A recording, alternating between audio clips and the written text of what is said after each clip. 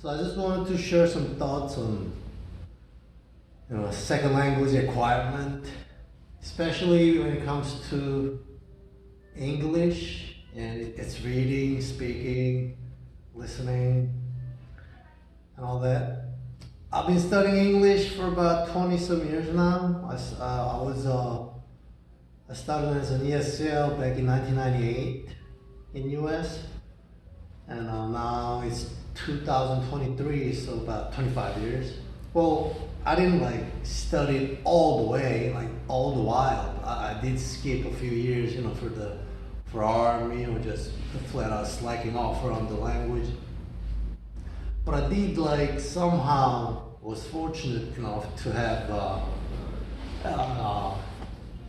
that grip on the language, whether through a job or whether through loss of the job and all that.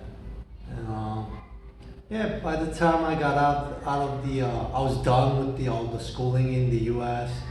and it was about the time to I guess settle in Korea.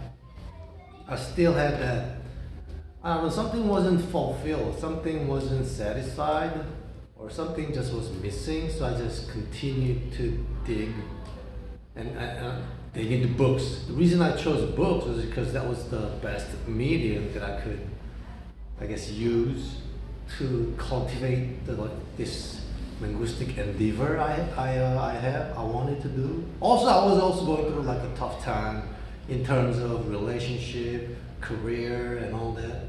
So I also relied on books because of that as well. And yeah, I think I did that for at least 7-8 years. And I did start with reading young adult books. I specifically remember choosing a book called Heroes of Olympus, written by Rick Riordan. Yeah, it's about Percy Jackson and his friend just fighting against all these creatures from the hell.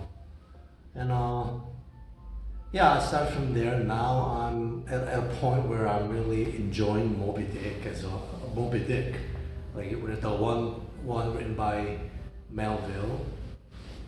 And one funny thing, one thing that I clearly remember about this advancement in reading that I made is that in 2018 or 17, when I first tried to read Moby Dick, it was just flat out torture, right? The only thing I remember from my first reading of Moby Dick in 2017 was the word vicissitude, right? The ups and downs of a life. But now, I'm not gonna lie, I'm only halfway reading into Moby Dick, but now it's completely a different experience of reading. Over 5 years, in the span of 5 years, I think I continued to read. Yeah, I did finish the first read of Moby Dick, but I didn't really much get out of it. But I did still read other books that interested me, right? And then, yeah, I just kept on reading day after day, 2-3 hours a day, every day, whether I had a job, I had a work or not, And I'm at a point where I'm really, really enjoying Moby Dick. Yeah, it's fun, it's pretty deep, it's really dark as well, but overall, it's really, really exciting book. I find myself quite surprised to know that, actually, yeah. The reason I got to classic literature, English classic literature, is because my first reading on Mary Shelley's Frankenstein, that really got me into reading. That really got me hooked to classic English literature. What I mean by classic is the modern English classics, right? This is what I know, from 1400s to until now, it's called modern English, where before that it's mid age or whatever, and then Old English. Like, I'm not able to read all those, but I'm just saying the ones that are defined as English literature written in 1700s to maybe, I don't know, late 1800s. Those are the era of the English literature books that I find myself quite interested in reading. Yeah, and get myself literally transported to their world. So yeah, reading. I'm not sure if this sensation I get in reading is because I'm reading in second language or it's because in English. Because I only speak one other language that's not my my mother tongue.